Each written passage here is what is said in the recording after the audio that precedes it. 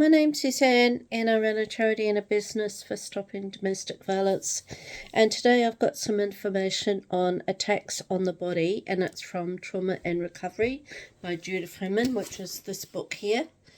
Okay, so these deformations in consciousness and individualization and identity serve the purpose of preserving home and relationship, but they leave other major adaptive tasks unsolved or even compound the difficulty of these tasks. Though the child has rationalized the abuse or banished it from her mind, she continues to register its effects in her body. The normal regulation of bodily states is disrupted by chronic hyperarousal. Bodily self-regulation is further complicated in the abusive environment because the child's body is at the disposal of the abuser. Normal biological cycles of sleep and wakefulness, feeding and elimination may be chaotically disrupted or minutely over-controlled. Bedtime may be a time of heightened terror rather than a time of comfort and affection, and the rituals of bedtime may be distorted in the service of sexually arousing the adult rather than in times of comfort and pleasure. The mealtime memories of survivors are filled with accounts of terrified silences, forced feeding followed by vomiting or violent tantrums, and throwing of food. Unable to regulate basic biological functions in a safe, constant, and comforting manner, many survivors develop chronic sleep disturbances, eating disorders, gastrointestinal complaints, and numerous other bodily distress. Symptoms. The normal regulation of emotional states is similarly disrupted by traumatic experiences that repeatedly evoke terror, rage, and grief. These emotions ultimately culminate in a dreadful feeling that psychiatrists call dysphoria, and patients find almost impossible to describe. It is a state of confusion, aggravation, emptiness, and utter aloneness. In the words of one survivor, "Sometimes I feel like a dark bundle of confusion, but that's a step forward. At times I don't even know that much." The emotional state of the chronically abused child ranges from a baseline of unease through intermediate states of anxiety and dysphoria to extremes of panic, fury, and despair. Not surprisingly, a great many survivors develop chronic anxiety and despair, which persists into their adult life. The extensive recourse to dissociative defenses may end up aggravating the abused child's dysphoric emotional state, for the dissociative process sometimes goes too far. Instead of producing a protective feeling of detachment, it may lead to a sense of complete disconnection from others and disengagement of self. The psychoanalyst Gerald Elders names this intolerable feeling inhalation panic. Then Hill describes the state in these terms: "I am icy cold inside, and my surfaces are without ignorant, not sure how to say that, as if I am flowing and spilling, not held together anymore. Fear grips me and I lose the sensation of being present, for I am gone." This emotional state usually evoked in response to perceived threats of abandonment cannot be terminated by ordinary means of self-soothing. Abused children discover at some point that the feeling can be most effectively terminated by a major jolt to the body. The most dramatic method of achieving this result is through the deliberate infliction of injury. The connection between childhood abuse and self-mutilating behavior is by now well documented. Repetitive self-injury and other paradoxical forms of attack on the body seem to develop most commonly in those victims whose abuse began early in childhood. Survivors who self-mutilate constantly describe a profound dissociative state preceding the act. Depersonalization, derealization, and anesthesia are accompanied by a feeling of calm and relief. Physical pain is much preferable to the emotional pain that it replaces.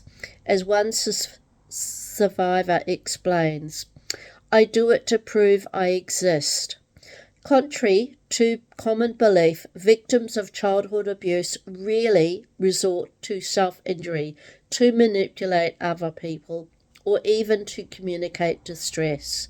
Many survivors report that they develop the compulsion to self-mutilate quite early, often before puberty, and practice it in secret for many years. They are frequently ashamed and disgusted by their behavior, and they will go to great lengths to hide it. Self-injury is also frequently mistaken for a suicidal gesture. Many survivors of childhood abuse do indeed attempt suicide. There is a clear distinction, however, between repetitive self-injury and suicide attempts. Self-injury is intended not to kill, but rather to relieve the unbearable emotional pain, and many survivors regard it paradoxically as a form of self-preservation. Self-injury is perhaps the most spectacular of pathological soothing mechanisms, but it is only one among many. Abused children generally discover at some point in their development that they can produce major through temporary alterations in their affective state by voluntary inducing automatic crisis or extreme automatic arousal, purging and vomiting, compulsive sexual behavior, compulsive risk-taking or exposure to danger, and the use of psychoactive drugs become the vehicle by which abused children attempt to regulate their internal emotional states. Through these devices, abused children attempt to obliterate their chronic dysphoria, to stimulate, however briefly, an internal state of well-being and comfort that cannot otherwise be achieved. These self-destructive symptoms are often well established in abused children even before adolescence, and they become much more prominent in the adolescent years. These three major adoption, the elaboration of dissociative defenses, the development of fragmented identity, and the pathological regulation of the emotional states permits a child to survive in an environment of chronic abuse. Further, they generally allow the child victim to preserve the appearance of normality, which is of such importance to the abused family. The child's distress symptoms are generally well hidden. Altered states of consciousness, memory lapses, and other dissociative symptoms are not generally recognized. The formation of a malignant negative identity is generally disguised by the social conformity fake self. Psychosomatic symptoms are rarely traced to their source, and self-destructive behavior carried out in secret generally goes unnoticed. Though some child or adolescent victims may call attention to themselves through aggressive or delinquent behaviour, most are able successfully to conceal the extent of their psychological difficulties. Most abused children reach adulthood with their secrets intact. And I have been in mental health facilities, and I can tell you personally that you don't self-harm for attention. That's the last thing on your mind. You do it to try and calm your body down, because the emotions that you feel are so overwhelming that you're trying to calm your body down and calm how you feel. And every person who I have met in mental health who has been self-harming does it for the same reasons. I've never ever known anyone personally who has done it for attention. Most victims are ashamed, they don't like it, they hide it, they are very stressed by it.